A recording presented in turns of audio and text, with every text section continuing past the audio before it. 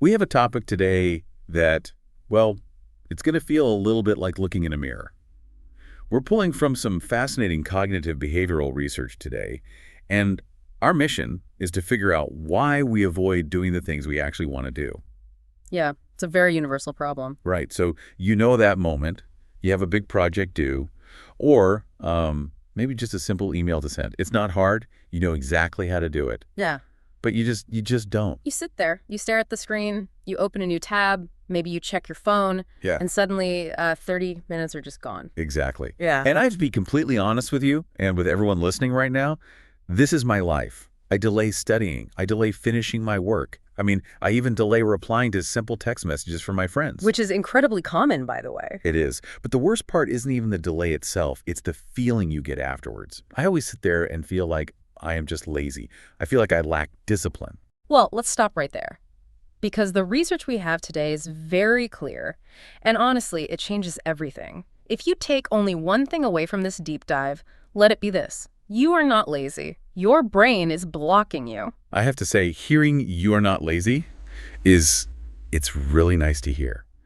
But it is hard to believe when I am lying on my couch watching videos instead of working, it certainly feels like laziness. It feels like it, yes, but laziness is a choice. You choose to do nothing because you simply don't care about the outcome. Procrastination is completely different. How so? Well, you want to do the work, you care about the work, but there is a biological mechanism in your brain that is actively stopping you. It is a conflict happening inside your head. So if it's not a character flaw, what exactly is it? Think of it as a system error. Basically, your brain is making three very specific mistakes. It is interpreting the world around you incorrectly. And today, we are going to uncover those three mistakes. And we have a solution, right? Yes, and that is the part I'm really excited about. After we explain the mistakes, we are going to walk through a highly specific, one-week plan to fix them, a clear roadmap to rewire how you approach your tasks. Okay, a system error. I like that framing. It means we can reboot the system. So let's dive into the first error. In the source material, they refer to this as task anxiety. But to me, reading through it, it just feels like dread. Yeah, dread is a good word for it. Let's call this mistake number 1. The task looks too big. Give us an example of how that plays out. Sure. So imagine you have a goal. Maybe you want to learn English, or maybe you have to write a massive report for your job. Your logical brain says, I need to do this right now. Right. But your emotional brain, the ancient part of your brain that just wants to keep you safe, it looks at that big goal and it sees a monster. A monster. Yes. It sees something huge, something heavy, something that will drain your energy and cause you pain. And your brain is biologically designed to avoid pain. So when it sees this monster task, it basically screams, danger, run away. And running away usually means opening Instagram. Exactly. It triggers an escape mechanism. You aren't being lazy. You are escaping what your brain thinks is a threat. This leads to something very strange called productive procrastination. Oh, I know this one very well. This is when I suddenly decide that cleaning my entire kitchen is the most urgent thing in the world. Right. You normally never want to clean the kitchen. But if the alternative is facing the monster task, suddenly cleaning feels very safe. It feels easy. Yeah, my brain is saying, look at us. We're working. We're doing something productive. But really, you were just hiding from the monster. That makes so much sense. I'm not trying to be useless. I'm just trying to feel safe. But here is my question. We can't just hide forever. The work still needs to get done eventually.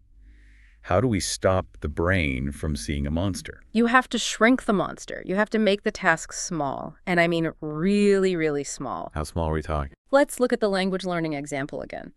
If you say to yourself, I will study English for 2 hours today, that is a monster. 2 hours is a long time. It sounds exhausting. Your brain will fight you on that.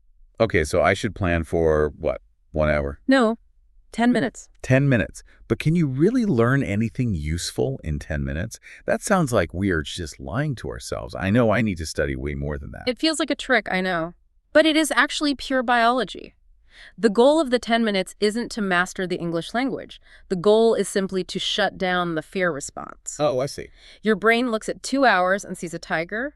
It looks at 10 minutes and sees a tiny mouse. It says, oh, 10 minutes. I can survive that. That is safe. So it's really just about getting your foot through the door. Precisely. Yeah. Usually, the absolute hardest part of any work is the first 60 seconds. Once you start, the fear just melts away. You might plan for 10 minutes, but you will often find yourself naturally studying for 30 or 40 minutes because the resistance is gone. Because the monster wasn't real in the first place. Exactly. The monster was just a shadow. So the mantra here is start small, finish big. Okay, I can really see how that works. You reduce the fear, but sometimes I'm actually afraid of the work. I don't know where to start. I sit down, I have a free hour, but I just freeze. And that brings us perfectly to mistake number 2. This is what the research calls decision overload. This happens to me all the time with exercise. I tell myself, I want to get in shape, which is a great goal. But then I spend an hour looking at different gym memberships or researching running shoes or trying to find the perfect yoga video, and I end up doing 0 actual exercise. That is a textbook example. I want to get in shape is a terrible instruction for your brain. It is way too vague. Your brain immediately asks, where, how, which shoes, for how long? And because I don't have those answers immediately. You freeze. Making decisions takes a massive amount of cognitive energy. If your brain has to make 10 different decisions just to begin the work, it will quit. It will say, this is way too complicated, let's just watch TV instead. So the solution is that we need to stop making decisions. You need to make the decisions before you sit down to work. You need to clearly define the first action. What is the difference between a goal and a first action? A goal is abstract. Yeah. I want to learn English. A first action is a clear physical command. It looks like this. Open the blue notebook and write down 5 new words. That's it? That's simple. That's it. Open notebook, write words.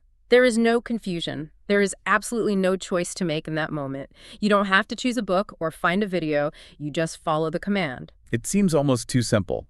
Like we are treating our brain like a basic computer script. In a way, we are. When you completely remove the decision-making process, you remove the paralysis. You are greasing the wheels so the car can finally start moving. Okay, this is tracking for me. So Mistake 1, the task is too big. Mistake 2, we don't have a clear start point. But there's a third one mentioned in the research, and I think this is the one that destroys my productivity the most. Yes. Mistake number 3. This is the big trap. It's the feeling of, I don't want to do this right now. It's waiting for motivation to strike. Exactly. We all have this flawed belief. We think the natural order of events goes like this. Step 1, I feel inspired and motivated. Step 2, I do the work. Is that not how it works? I mean, artists wait for inspiration, right? Athletes get pumped up before a big game. Professional athletes and professional artists will actually tell you the exact opposite. They don't wait. If you wait for motivation to strike you like lightning, you will be waiting forever. So we have the whole equation backwards. Completely backwards. The biological reality is action comes first. Motivation comes second. That is a hard pill to swallow. You're saying I have to force myself to work before I actually feel like working. Yes. But here's the good news. You don't have to work for very long before that feeling finally comes. Think about the brain chemistry. When you do a task, even just a tiny one, your brain releases dopamine. Right, the reward chemical. Correct. It makes you feel engaged. It makes you feel capable. That dopamine release is the motivation. You literally create it by moving your body. So if I just force myself to do the first 2 minutes, the feeling I was sitting around waiting for will actually show up. Exactly. The researchers call this the 2-minute rule. You make a deal with yourself. You say, I really don't want to do this. I am tired, but I can handle just 2 minutes of suffering. Anyone can handle 2 minutes. And once you start moving, the dopamine kicks in.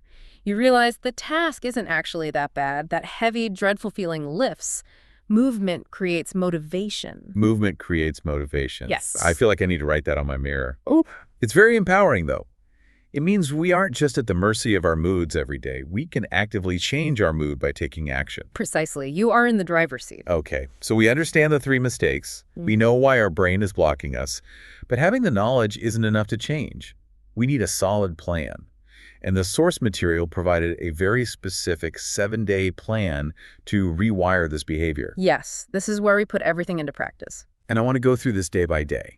Because I think a lot of people try to fix their procrastination overnight. They say, okay, tomorrow I'm going to wake up and be a perfect, highly productive robot. And that approach always fails because that is just another monster goal. This 7-day plan is different. It is slow. It builds momentum gently. Let's start with day 1. The focus here is environment. Day 1 is very simple. You aren't even doing any heavy work yet. You are just setting the stage. The rule for day 1 is clean space equals a clear mind. And the notes mention the phone specifically. Yes, this is non-negotiable.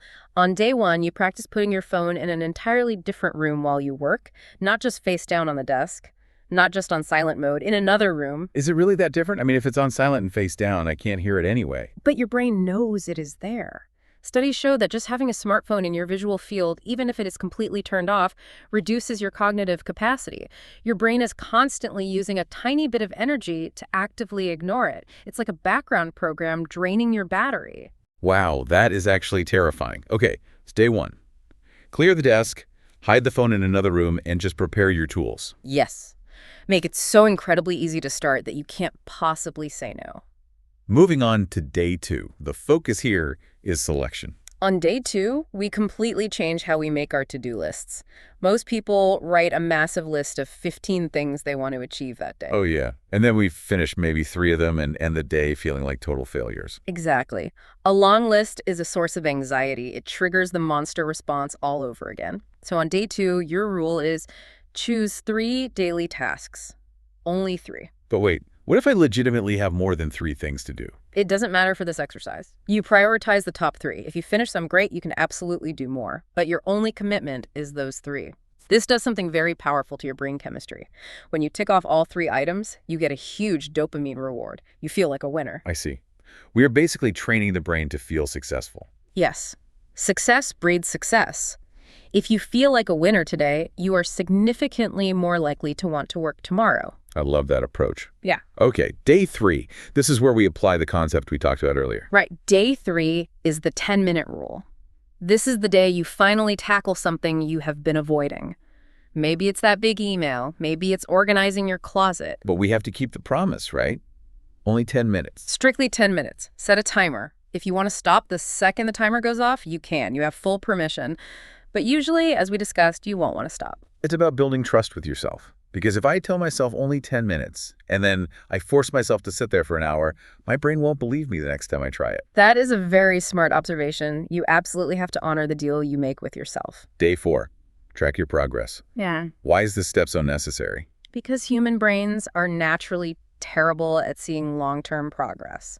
We feel like we are working really hard, but because we don't see the massive results immediately, we lose steam. So we get discouraged and quit. Right. On day 4, you need to set up a visual tracker. It can be a calendar on the wall where you put a big red X on the days you worked, or it can be a simple habit journal. It reminds me of the don't break the chain method. Yes, exactly that. When you see a long row of check marks, you really don't want to break the pattern. It turns the boring work into a game. It makes your invisible effort visible to your brain. Day 5. Now this one sounds difficult to me. Remove one distraction. This is definitely the hardest day for most people. We all have that one thing. Maybe it's a social media app. Maybe it's a news website. Maybe it's a specific group chat that sends you memes all day long. The digital time thief. Exactly. On day 5, you identify the absolute biggest time thief in your life and you block it. Just for that one day. Start with just that day. Delete the app from your phone. Yeah. Mute the chat. You need to physically experience what it feels like to have your full focus back. I think we really underestimate how much these things fragment our attention. It's not just the 5 minutes I spend looking at the app. It's the 10 minutes it takes to get my focus back on my work afterwards. You are spot on. The cost of switching your attention is very high. When you completely remove the distraction, your brain can finally go deep.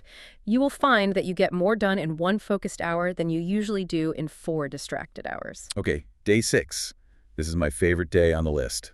Celebrate small wins. This sounds soft, or maybe a bit silly to some people, but it is actually hard science. Humans are very good at punishing themselves when they fail, but we are terrible at rewarding ourselves when we succeed. Yeah, we just say, well, I was supposed to do that anyway, so it doesn't matter. And that mindset is a disaster for your dopamine levels. Yeah. If your brain works hard and gets 0 reward for it, it eventually stops wanting to work. On day 6, you must celebrate. What does a celebration actually look like here? Do I throw a party? No, it can be very small. Did you finish your 3 tasks? Go buy a nice cup of coffee. Go for a quiet walk. Or just literally say out loud to yourself, good job, I did it. It does feel a little silly to talk to myself like that. It might feel silly at first, but your brain is listening. You are consciously reinforcing the loop. Hard work equals good feeling. If you build that loop, procrastination simply disappears over time. And finally, day 7. reflection. This is the day you stop, take a breath, and look at the data from your week. You ask yourself 3 simple questions. What did I finish? What did not work? And what can I improve for next week? I really like the question, what did not work? Because sometimes we fail at a task and we just think, I'm not good enough. But maybe the strategy was just wrong. Exactly. Maybe you tried to study English at 9 at night, but you were just too tired from work. That's not a character flaw. That's just data. The data says, do not study at 9 at night. So next week, you try studying at 8 in the morning instead. Reflection turns failure into data. That is such a healthier way to live and work. It takes the heavy emotion out of it. You aren't a bad person, you just need a better schedule. So that is the full week. Clear your space, pick 3 tasks, start small with 10 minutes, track your progress, block your main distraction, celebrate, and reflect. It's a complete system, and the beauty of it is you can just repeat it, week after week, building that muscle. Just talking through this plan, I already feel a lot lighter. I think the biggest takeaway for me is that I don't need to have this endless supply of willpower. I just need to understand the mechanism of my own brain. That's it perfectly. You were trying to drive a car, but you were pressing the brake and the gas pedal at the exact same time. Now you know how to take your foot off the brake. I want to ask you one last thing. For the listener who is feeling really motivated right now but is worried about next week, they are worried they will just fall right back into their old habits.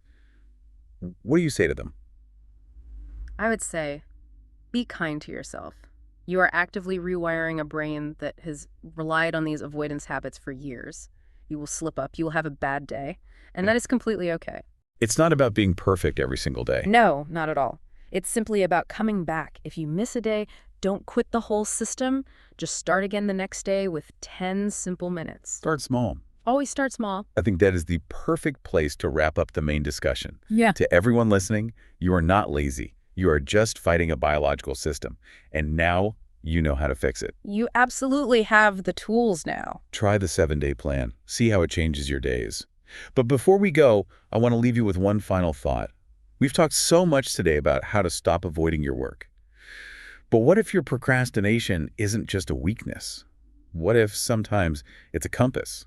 What if the things you delay the most are actually the things that deeply matter to you, and your fear is just a sign of how much you care? That is a really profound way to look at it. It changes the fear into a guide. Exactly. The goal isn't just to blindly do more work. The goal is to free your mind so you can focus on what genuinely matters to you. That kind of freedom is definitely worth the effort. Thank you for diving in with us today. We believe in you. You can do this. Good luck this week, everyone. See you next time.